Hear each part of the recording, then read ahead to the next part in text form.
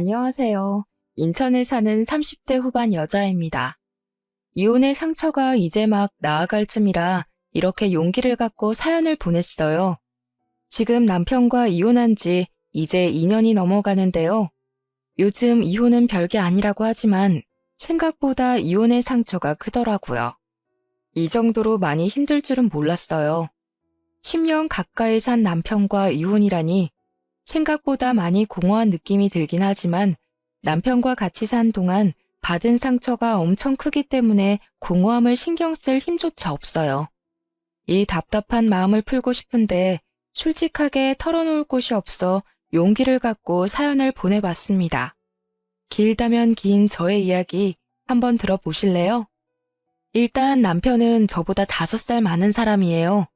친구 소개로 만나게 된 사람이었는데 남편과 3번 정도 데이트 후 바로 결혼을 하자고 하더라고요. 그만큼 남편이 저한테 푹 빠져버린 거죠.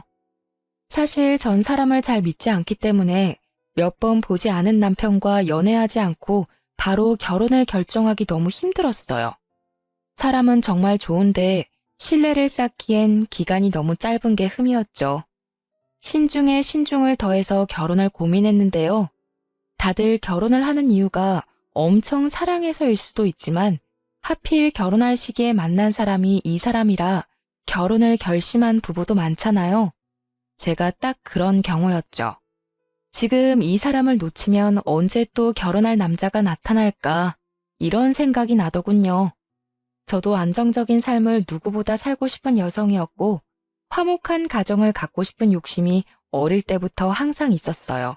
변명처럼 들리시겠지만 결혼에 대해 5개월 동안 신중하게 고민했답니다. 그렇게 남편과 첫 만남 이후 거의 6, 7개월 만에 결혼하게 됐는데요.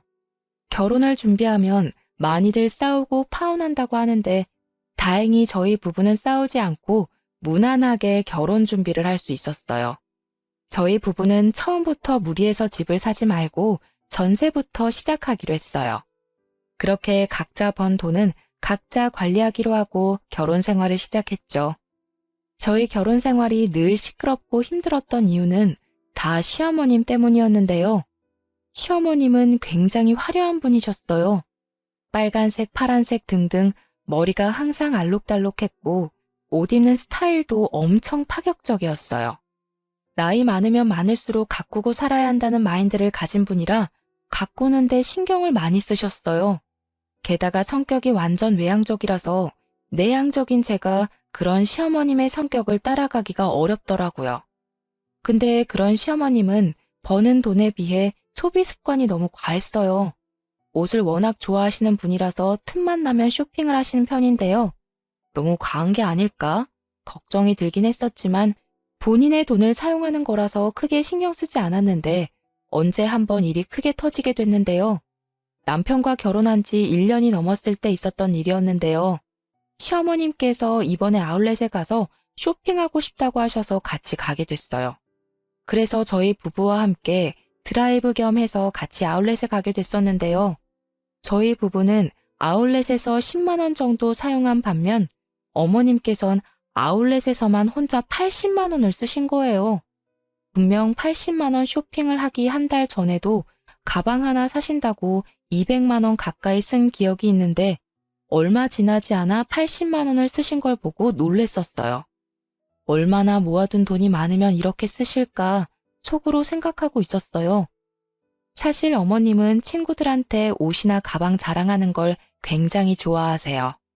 어머님 주변 친구들이 워낙 남편 잘 만나서 호화스럽게 사는 편이거든요.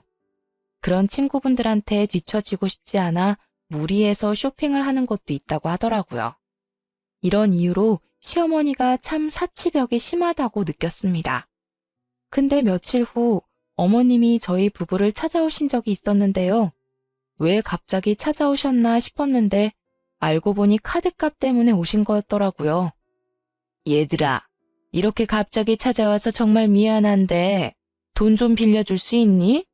요즘 돈 때문에 잠도 제대로 못 자고 있다. 네? 갑자기 돈은 왜요? 급하게 쓸 일이 있으신 거예요? 아니, 그게 사실 이번에 카드값이 너무 많이 나와서 말이야. 엄마, 이번에도 카드값 많이 나왔어? 이번에도 옷 사느라 카드값 많이 나온 거지.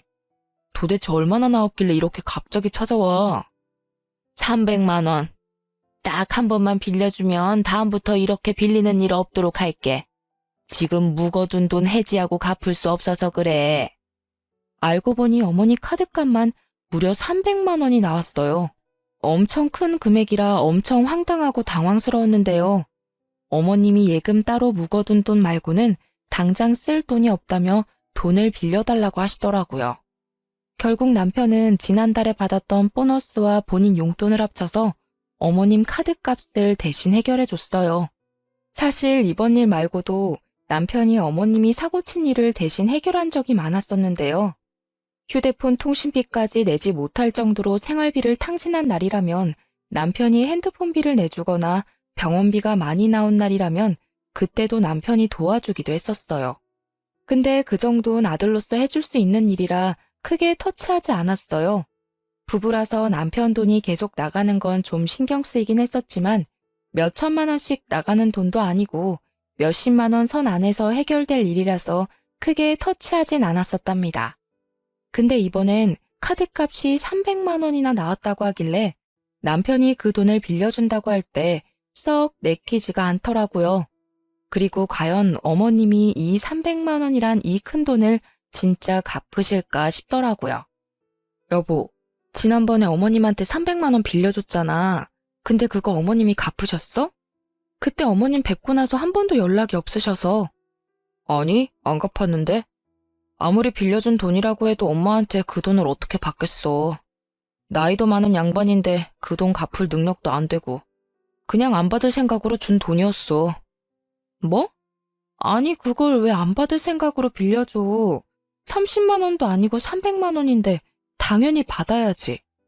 아무리 가까운 가족 사이라고 해도 돈 거래는 철저하게 해야 하는 거야. 이번 주 내로 어머님한테 300만 원 받아. 당신 도대체 왜 그래? 남도 아니고 엄마한테 300만 원쯤은 그냥 줄 수 있는 거잖아. 당신 돈 준 것도 아니고 내 돈 준 건데 왜 당신이 난리야? 뭐? 당신 말 그렇게밖에 못해? 나 당신 와이프야, 와이프. 아무리 우리가 돈 관리 각자 한다고 해도 우리 엄연히 부부야. 당신이 번 돈은 당신이 관리하는 거겠지만 우리가 각자 모아둔 돈은 나중에 우리가 늙었을 때 조금이나마 같이 편하게 살려고 준비하는 과정인 건데 이렇게 선 그으면 안 되지. 그럼 당신은 우리 엄마를 너무 남처럼 대하는 거 아니야? 당신 말대로 우리가 부부고 가족인 것처럼 우리 엄마도 우리 가족이야. 300만 원 정도는 한 번쯤 엄마한테 줄 수 있는 거라고는 생각 안 해봤어? 그 힘없는 우리 엄마한테 그렇게 돈을 받아내고 싶냐고. 힘 없다고? 그렇다면서 쇼핑을 3, 4시간씩이나 하셔? 어머님 한 달에 쇼핑값만 적어도 100만 원이 넘어. 당신도 알잖아, 어머님 집 상태. 방 3개 중에 2개가 다 옷방이야, 옷방. 그리고 나도 어머님한테 할 만큼 했어. 원래 어머님 단칸방에서 힘들게 산다고 해서 내 목돈으로 어머님 전셋집 해드렸어. 당신 그거 기억 안 나는 모양이야? 어머님께 잘한 사람을 굳이 따진다면 당신보다 나야, 알고나 말해. 사실 제가 결혼 전에 어머님 작은 전셋집 하나 해드렸습니다. 작은 단칸방에서 살고 계신다는 어머님을 보고 마음이 좋지 않았어요. 그래서 제 목돈 중 일부를 빼서 15평 정도 되는 전셋집으로 이사 갈 수 있게 도와드렸는데요. 남편은 그런 저의 공을 까먹었는지 본인이 어머님께 해드린 일만 생각하네요. 저의 말에 할 말을 잃은 남편은 결국 저한테 사과를 하더라고요. 그래서 남편은 결국 한 달에 50만 원씩 쪼개서 어머님께 돈을 돌려받았습니다. 남편은 본인이 그렇게 화낸 게 미안했는지 50만 원씩 받아낸 총 300만 원을 저에게 주더군요. 전 그 돈을 쓰지 않고 그대로 갖고 있었어요. 300만 원 일은 있고 남편과 해외여행을 다녀온 적이 있어요. 저희 부부는 신혼여행 이후로 제대로 된 여행을 다녀온 적이 없었기에 일주일 정도 동남아 여행을 가기로 했는데요. 처음엔 어머님과 같이 가려고 했었지만 남편이 먼저 이번엔 우리 둘만 가자고 하더군요. 저희 부부가 동남아 여행을 간다는 소식을 듣게 된 어머님은 면세점에서 선물 하나 사오라고 하셨어요. 그래서 여행을 즐기는 동안 어머님 선물 어떤 걸 사드릴까 고민하고 있었는데 때마침 면세점에 스카프가 있더라고요. 어머님이 평소 스카프를 자주 착용하셔서 10만 원대 스카프 하나 사기로 결정했어요. 여행을 다녀온 당일 어머님께 선물을 드리게 됐는데 어머님이 선물이 마음에 안 드는 눈치더라고요. 제가 사드린 스카프를 전혀 사용하지 않으셨고요. 그걸 받고 심드렁 하더니 그 이후로 2주 넘게 삐져 있었어요. 어머님, 도대체 왜 그동안 저희 연락 안 받으셨어요? 연락 안 받을 수도 있지, 왜 그러니? 무슨 일 때문에 왔는데? 어머님이 하도 연락을 안 받으시니까 무슨 일 있는 줄 알고 직접 찾아왔어요. 그동안 무슨 일 있으셨어요? 그래, 이왕 이렇게 말 나온 김에 솔직하게 말할게. 너희 이번 여행 다녀왔을 때 내가 선물 하나 사오라고 했었지? 근데 어떻게 고작 스카프 하나 달랑 사올 수가 있니? 어머님 평소에 스카프 좋아하시니까 취향 생각해서 사온 거였어요. 스카프 마음에 안 드셨어요? 누가 요즘 면세점에서 스카프만 사니? 다른 집 며느리는 여행 다녀오면 시엄마 생각해서 명품백이나 비싼 화장품 세트 같은 거 사서 준다고 하던데 너는 고작 스카프만 사오니? 주변 친구들한테 창피해서 자랑도 못했어. 어머님이 충분히 서운하실 수 있는 부분이겠지만 저희 어머님 명품백 사드리려고 여행 간 거 아니었어요. 그리고 명품백이 1, 20만 원 하는 물건도 아니고 적어도 2, 300만 원은 거뜬히 깨지는 건데 저희가 그것까지 사드릴 돈이 없었어요. 여행 갈 돈은 있고 이 시엠이 가방 하나 살 돈은 없다는 게 말이 안 되잖아. 정말 실망이다 실망이야. 생각보다 어머님의 삐짐이 오래 갔었어요. 저한테 본인 잔심부름을 시키는 것은 물론이고 제가 다니고 있는 회사 앞에 갑자기 찾아와서 5만 원, 10만 원씩 용돈을 가져간 적이 한두 번이 아니에요. 말도 없이 회사 앞까지 찾아오실 분이 전혀 아니신데 이번 일로 복수라도 하고 싶은 것인지 수시로 그러시더라고요. 예전에 남편이 시어머님께 빌려준 300만 원을 저한테 준 적이 있었잖아요. 그 돈을 그동안 쓰지 않고 갖고 있었던 게 천만 다행이었어요. 그 돈으로 결국 어머님 명품 가방 하나 사드렸습니다. 아무리 남편이 저한테 준 돈이지만 그래도 남편한테 미리 말하고 가방 하나 사드렸어요. 남편은 고맙다고 절 안아주더라고요. 이런 철없는 시어머님 때문에 하루에 수십 번은 천국과 지옥을 오고 갈 때가 많아요. 저에게 가방을 선물 받은 어머님께선 동창 모임에 가서 가방 자랑을 엄청 했다고 들었어요. 우리 며느리가 사줬다면서요. 그래도 그 말을 들으니 기분은 좋았네요. 그런데 제가 이혼을 결정하게 된 큰 대형 사고가 터졌었는데요. 어머님께선 동네 아주머니 두세 분과 자주 놀러 다니는 편이셨어요.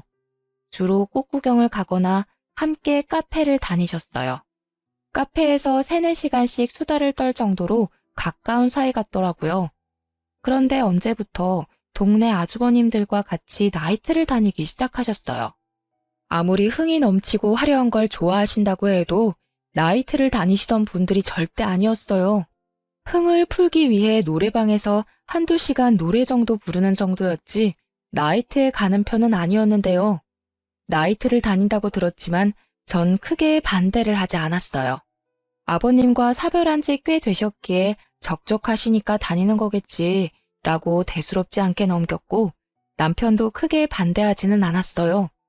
처음엔 일주일에 한 번 정도 가시는 것 같더니만 어느 순간 일주일에 두세 번은 가는 것 같더라고요. 그래서 너무 다니는 거 아닌가 싶었는데 오히려 어머님은 나이트만 다녀오면 스트레스가 풀린다고 너무 좋아하셨어요. 나이트에 다니고 나서부터 쇼핑하는 횟수가 의외로 줄기도 해서 차라리 다행이다 싶었죠. 근데 언제 한번 어머님께서 연애를 한다고 말씀하셨었는데요. 어머님이 아버님과 사별하고 나서 단 한 번도 연애를 한 적이 없었어요. 재혼할 생각도 전혀 없다고 말씀하신 분이라 그런 어머님께서 연애를 시작하셨다 해서 깜짝 놀랐는데요. 얘들아, 나 요즘 만나는 남자 한 명 있어. 너희들한테 이걸 말해야 하나 고민 많이 했는데 만나다 보니 이 남자 좀 괜찮은 것 같아서 너네한테도 솔직하게 말해야겠구나. 어머님, 너무 축하드려요. 어떤 분이세요? 어서 말해주세요.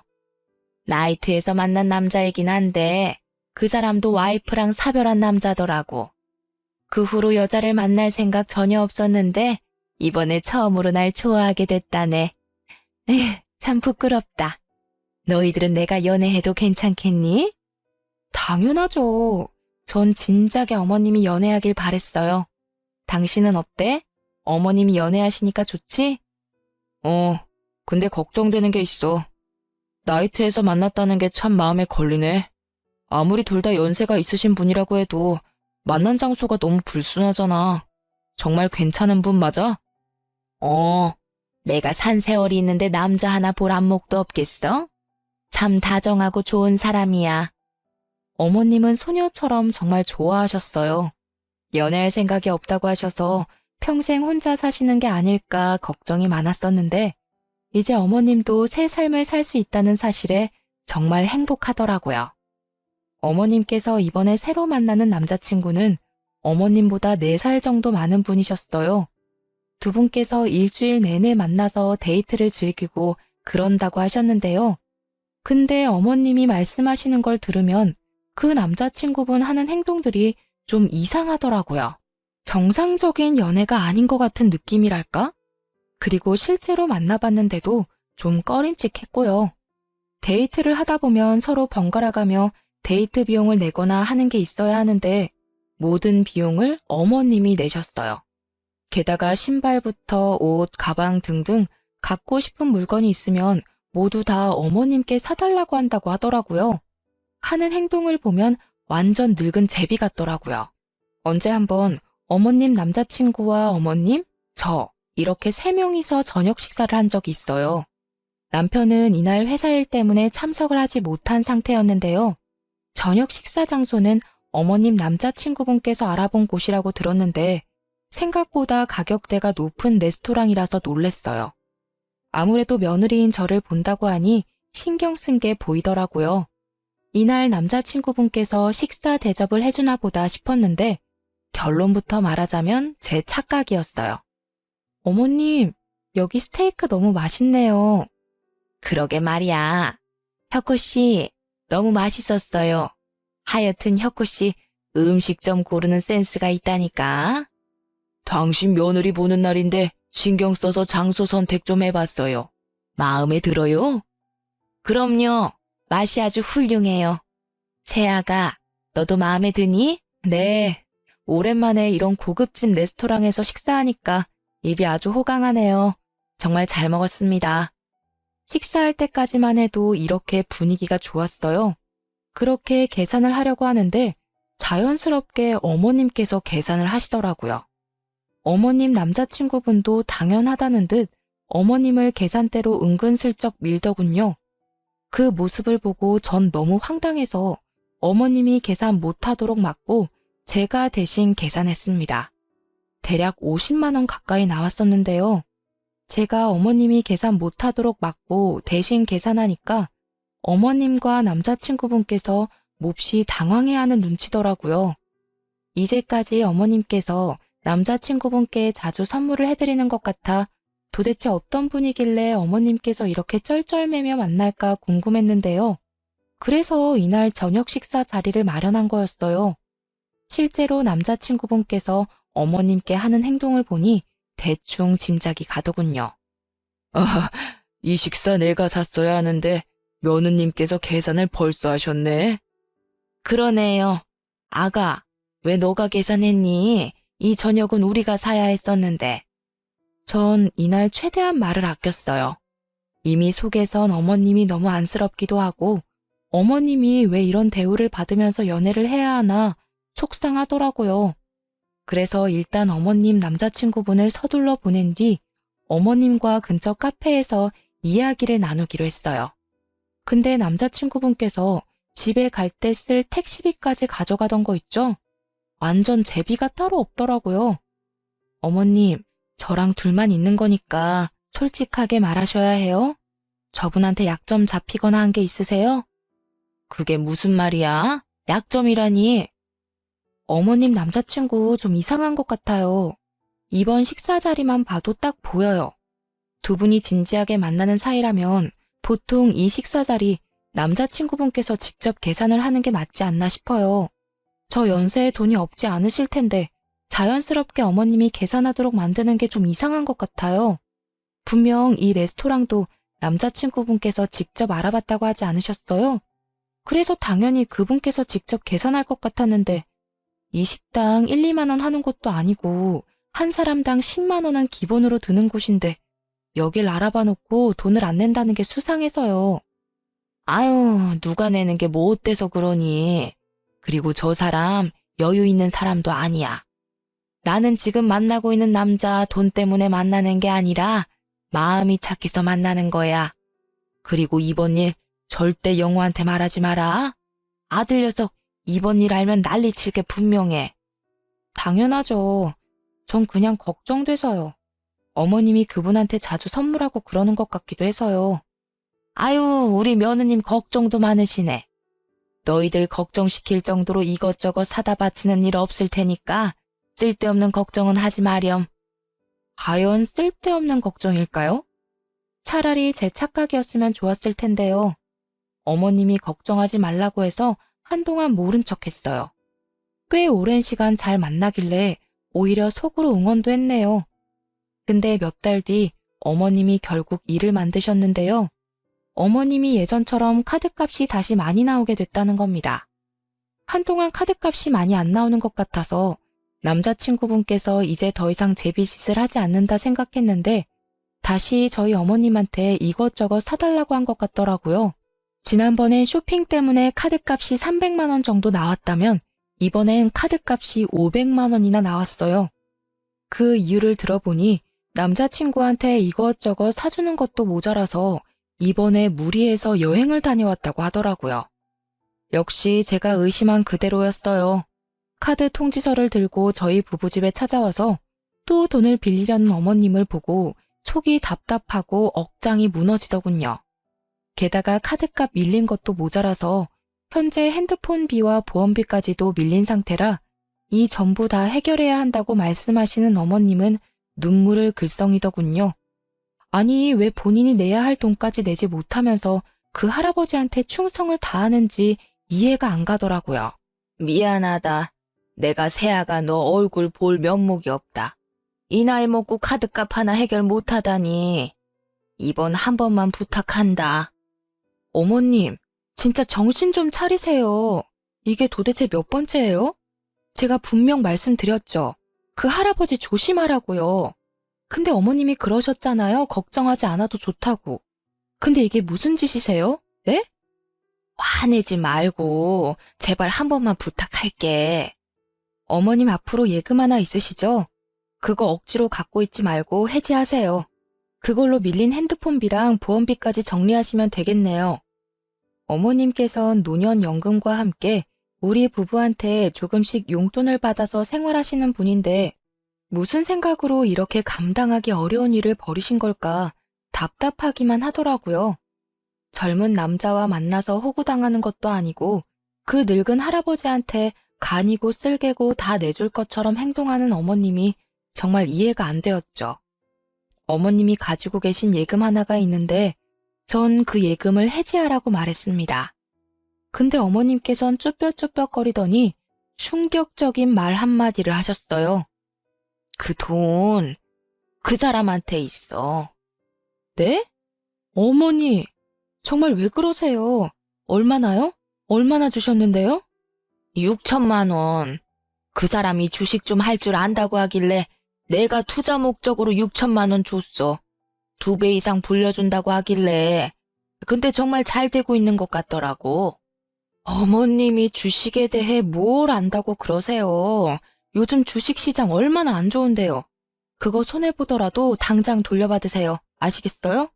그거 돌려받는 대로 카드값이랑 핸드폰비 다 해결하시고요. 어머님을 집에 돌려보내고 전 시름시름 알았습니다. 어머님 때문에 마음 편할 날이 없기 때문인데요. 그날 저녁 남편이 퇴근하고 나서 시름시름 앓고 있는 저한테 왜 그러냐고 묻더군요. 전 그런 남편에게 어머님과 있었던 일을 모두 말했어요. 근데 남편은 이미 알고 있던 것처럼 반응이 싱겁더라고요.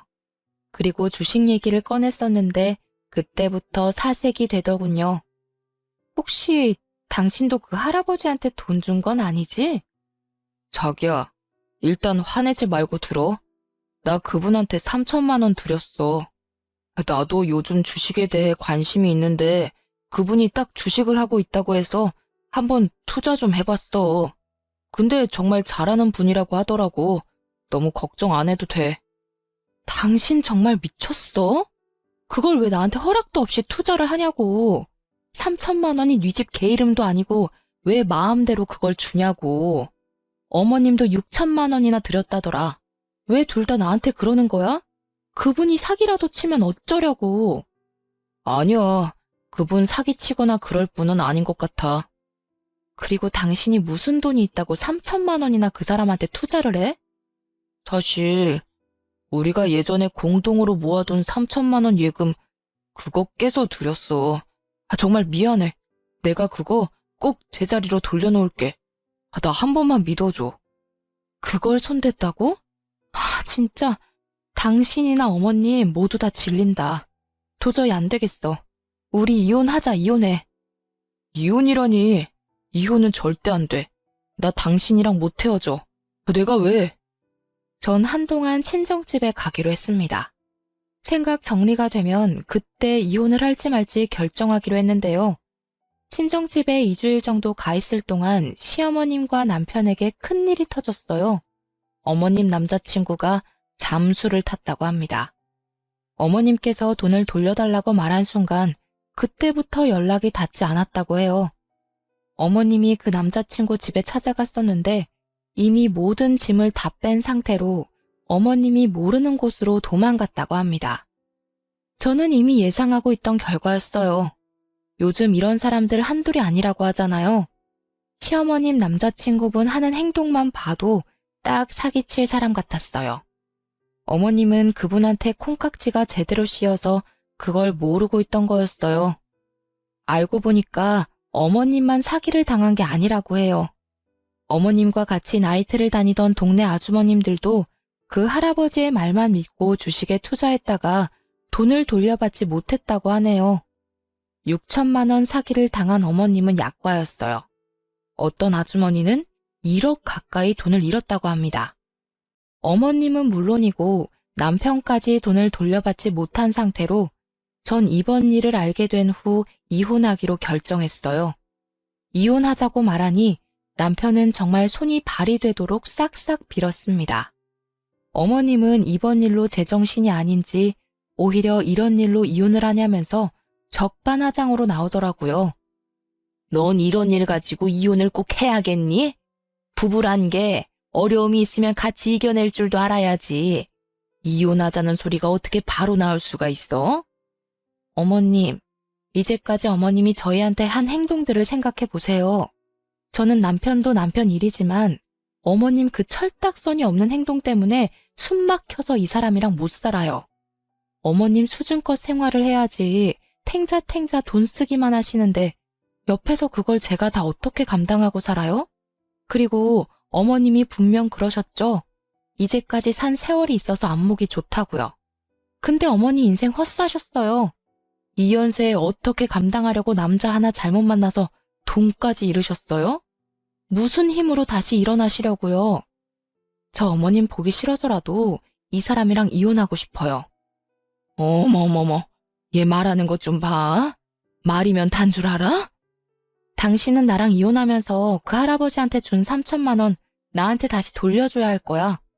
그 3천만 원 중에서 2천만 원은 내 돈이나 마찬가지였잖아.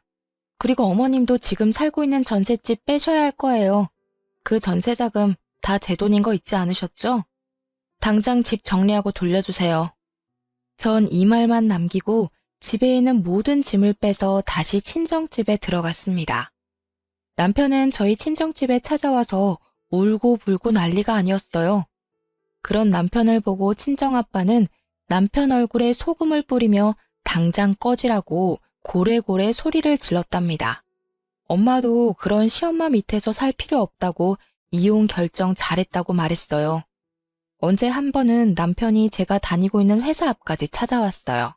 퇴근 시간 맞춰서 와 있었더라고요. 전 창피한 나머지 그런 남편을 데리고 서둘러 회사 근처에 있는 카페로 갔는데요. 지금 이게 무슨 짓이야? 왜 말도 없이 남의 회사로 찾아오고 그래? 당신이 내 전화조차 받지 않으니까. 당신이 내 전화를 받아줘야 얘기를 하든지 말든지 하지. 왜 내 전화 안 받아?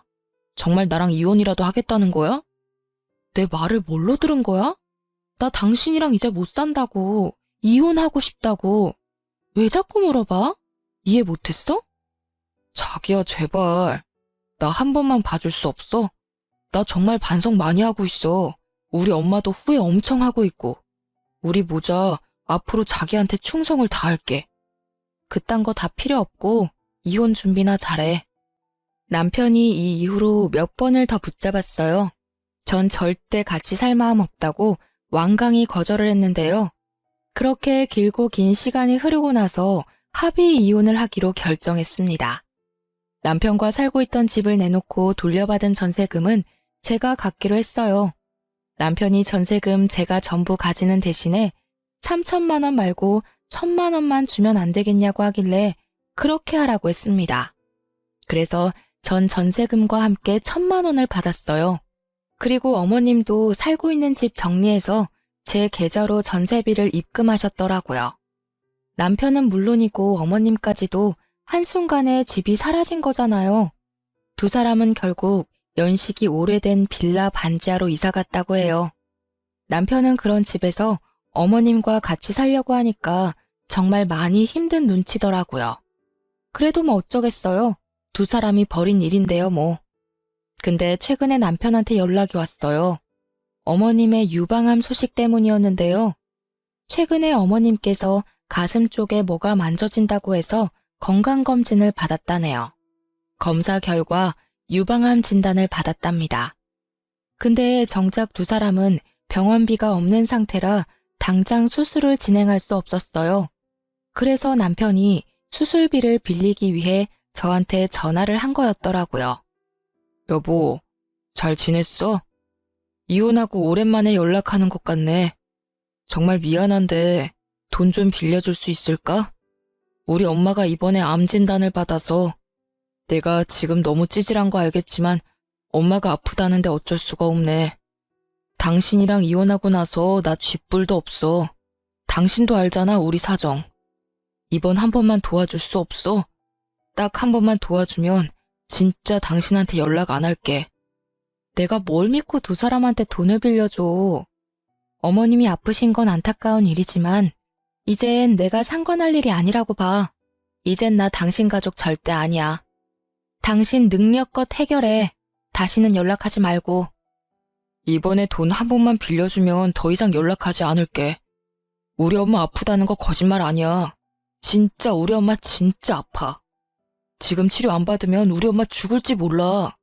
사람 한 번 살린다 생각하고 돈 좀 빌려주라. 나 정말 미치겠어. 반대로 장모님이 암이라고 생각해봐. 당신도 속상할 거잖아. 내 입장 딱 한 번만 생각해줘. 우리 이제까지 산 정을 봐서라도 딱 한 번만. 나 당신이랑 이제까지 산 정 하나도 없어. 이미 당신한테 있던 정 다 떨어졌어. 그리고 어머님이 아프든 말든 나 속상할 거 하나도 없고 이제 완전 남의 일이야, 남의 일.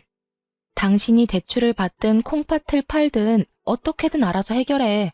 나한테 돈 빌릴 생각하지 말고.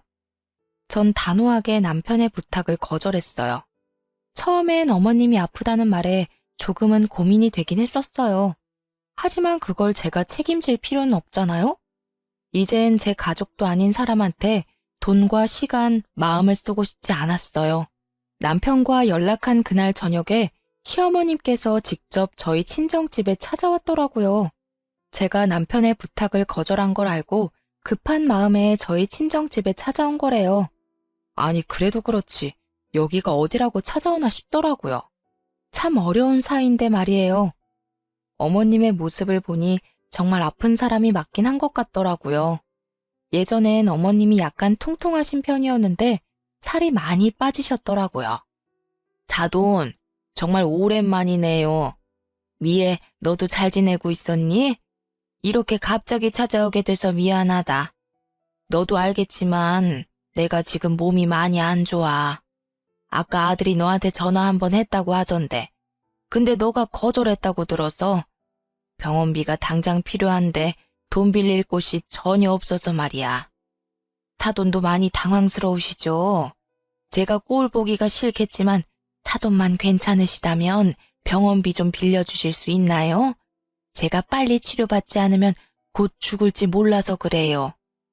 여기가 어디라고 찾아오세요? 아무리 아픈 사람이라고 해도 그렇지 돈 빌릴 곳이 그렇게 없습니까? 우리 딸이 당신들 때문에 얼마나 고생했는데 죽을 거면 우리한테 알리지 말고 조용히 죽어요. 당신네들이 어떻게 살든 죽든 우린 알고 싶지 않으니까. 맞아요. 저 어머님 때문에 트라우마까지 생길 것 같아요. 여기가 어디라고 이렇게 찾아올 생각을 다 하셨어요? 멀쩡한 아들 두고 왜 저희한테 찾아와서 이러시냐고요. 앞으로 저한테 이런 일로 찾아오는 일 없었으면 좋겠어요. 얼마나 인생 헛살았으면 돈 빌릴 사람 한 명도 없냐고요. 저 이제 어머님 며느리 아닙니다. 다른 사람 알아보세요. 저 더 이상 어머님이랑 얽히고 싶지 않아요. 두 모녀가 독하긴 진짜 독하구나. 아이고, 언제부터 날 그렇게 챙겼다고 트라우마 이런 말을 입에 올리냐? 사돈은 딸 교육을 어떻게 시키셨나요? 딸년이나 애미나 똑같네, 똑같아. 뭐? 딸년?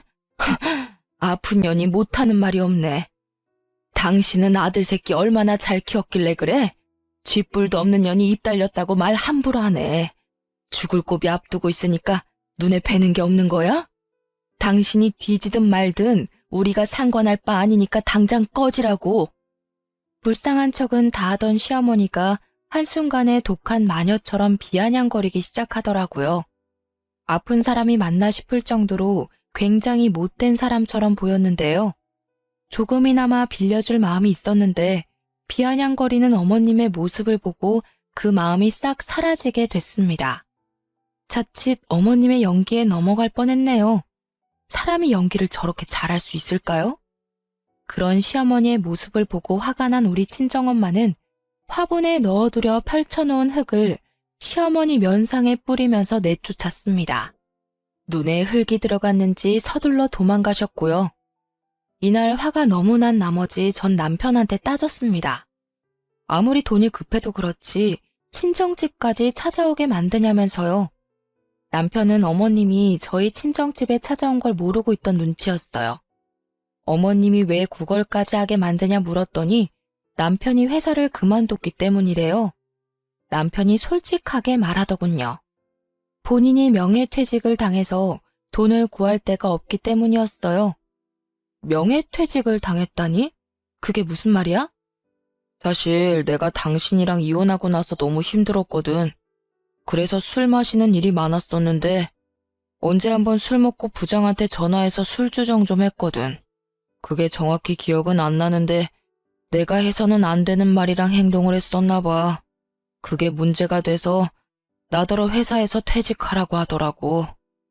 남편이랑 같이 다니는 회사 동기들 말을 들어보면 남편이 부장한테 음담패설은 기본으로 하고 게다가 이제까지 회사 내에서 해왔던 부장의 행동 하나하나 모두 지적했다고 해요.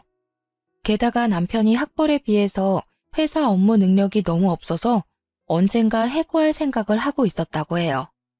근데 때마침 부장한테 그런 몰상식한 행동을 하는 바람에 해고를 당하게 된 거였죠. 회사에서 나름 힘이 있는 부장은 그런 남편을 회사 그만두게 만들었다네요. 이제 막 40대가 된 사람이 명예퇴직을 당한다는 게 말이 안 되잖아요. 그냥 해고를 당한 거나 마찬가지인데요. 남편은 지금까지도 직장을 제대로 구하지 못한 상태라고 합니다. 저와 이혼한 것도 있지만 동시에 해고까지 당하게 돼서 그 충격에 매일매일 술을 마시고 있다고 해요. 어머니 생각해서라도 하루라도 빨리 일을 구해야 하는데 남편은 그런 생각할 힘조차 없는 것 같아요.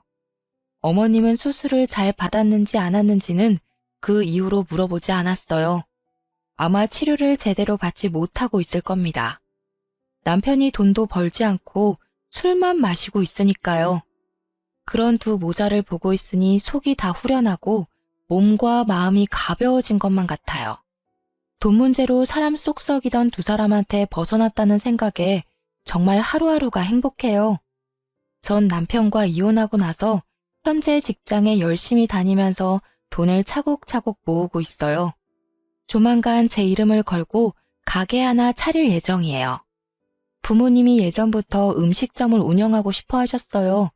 저도 그러고 싶어서 부모님과 함께 가게 오픈 예정이에요. 만약 이 사람과 저 사이에 아이가 있었더라면 이혼하는 게 어려웠을 거예요. 아이가 있는 부부는 이혼하는 게 참 어렵다고 하잖아요. 다행히 저와 남편은 아이 계획이 전혀 없던 사람이었어요. 만약 한 사람이라도 아이를 원했었더라면 지금 현재 저의 모습은 어땠을지 궁금하네요. 주변 친구들도 시부모님 잘못 만나서 엄청 고생하고 있거든요. 근데 그 친구들은 모두 아이가 있어서 섣불리 이혼을 하지 못한다고 해요. 결혼하기 전까지만 해도 시댁 때문에 왜 힘들어할까 상상이 안 갔었어요. 두 사람이 좋으면 그만이지 않나? 그런 생각을 했었는데 사랑 하나로 결혼할 수는 없더라고요. 결혼 생활을 유지한다는 게 참 쉬운 일만은 아닌 것 같아요. 아무리 내가 잘한다고 해도 남편이나 시댁 식구 한 명이라도 내게 못한다면 결혼 생활 한순간에 무너지는 것 같아요. 그렇기 때문에 결혼 결정을 할 때 남편 자체를 보는 것도 중요하지만 남편 집안 식구들도 꼭 봐야 했어요. 이혼하고 나서 생각한 게 있는데 너무 섣불리 결혼을 했다는 거예요. 남편과 연애를 해보고 결혼할 걸 그런 생각을 가끔 하고 있는데요. 요즘 연애를 건너뛰고 많이들 결혼한다고 하는데 개인적으로 전 위험하다고 생각해요. 그 사람에 대해서 조금 더 알아보고 결혼하는 게 덜 위험한 일이 아닌가 싶어요. 주변 사람들은 다른 사람 만나서 재혼할 생각이 있냐고 물어봐요. 근데 전 두 번 다시 결혼하고 싶지 않아요. 부모님도 그 지겨운 결혼을 못하러 두 번씩이나 하냐며 성을 내셨어요. 저도 결혼을 다시 하진 않을 것 같아요. 결혼이란 게 참 쉬운 일이 아니기 때문이죠. 아무리 서로 사랑해도 돈 문제로 다들 헤어진다고 하는데 이번에 뼈저리게 느꼈습니다. 만약에 재혼을 한다고 해도 또다시 이혼하지 않는다는 보장도 없잖아요. 그리고 이제까지 받아온 스트레스와 억압에서 벗어나니까 오히려 너무 행복하고 자유롭더라고요. 저와 다르게 결혼 생활이 행복한 사람도 분명 많을 거예요. 하지만 반대로 저처럼 결혼 생활이 지옥인 분들도 분명 있을 텐데요. 이혼을 권장하는 것은 아니지만 본인의 행복을 위해서라면 이혼을 하는 것도 하나의 방법이라고 알려드리고 싶어요. 만일 시댁, 남편, 돈 등등 여러 문제로 인해 이혼 고민을 하고 있는 분이라면 망설이지 말고 당장 하는 것도 나쁘지 않다고 생각해요. 자유로운 몸이 된 저는 지금부터라도 열심히 행복하게 살아볼 예정이에요. 남편과 살면서 못 쌓은 추억과 커리어 등등 다시 쌓아볼 예정이고요. 지금껏 답답하고 길고 긴 저의 이야기를 들어주셔서 감사합니다.